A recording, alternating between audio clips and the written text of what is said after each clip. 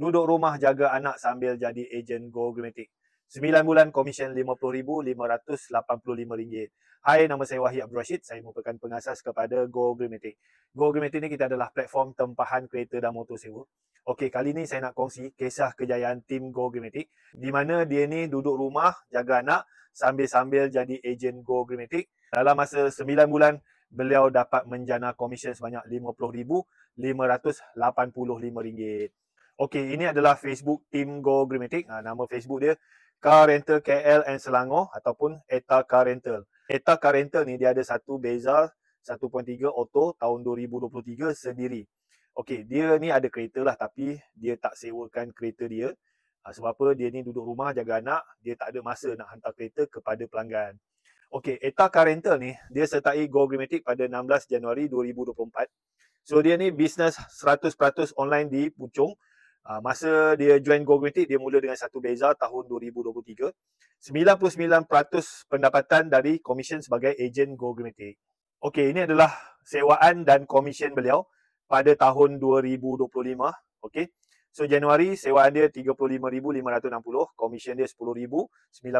Februari sewaan dia 24,920, komisen dia 7,810. Mac sewaan dia 29,270, komisen dia 7,695. April sewaan dia 14,460, komisen dia 4,270. Mei sewaan dia 24,030, komisen dia 5,300. Jun sewaan dia 13,040, komisen dia 4,160. Julai sewaan dia 6,870, komisen dia 2,130. Ogos sewaan dia 12,100, komisen dia 4,540. September sewaan dia 16,090, komisen dia 4,845. Okey, daripada Januari sampai September 2025, jumlah sewaan dia adalah 176,340 dan komisen dia 50,585. Okey, so macam ETA Car Rental ni, walaupun dia ada kereta, dia tak sewakan kereta dia lah. Kebanyakannya pendapatan sewa ni adalah sewaan kereta rakan niaga Go Greenmatic yang lain. Okey, macam mana duduk rumah jaga anak jadi ejen Go Greenmatic? Dalam masa 9 bulan, beliau dapat komisen RM50,585.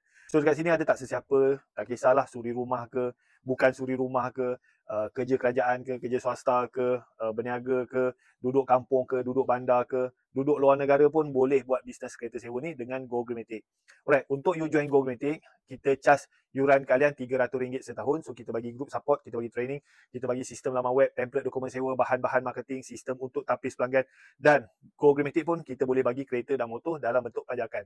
Alright, so kalau you nak join Go Greenmatic, you komen nak join, you screenshot video ni, you pergi dekat saya punya bio, you message saya cakap nak join team Go Greenmatic. Like, follow, komen dan share. Kalau nak belajar macam mana nak buat bisnes kereta dan motor sewa dengan betul, boleh-boleh.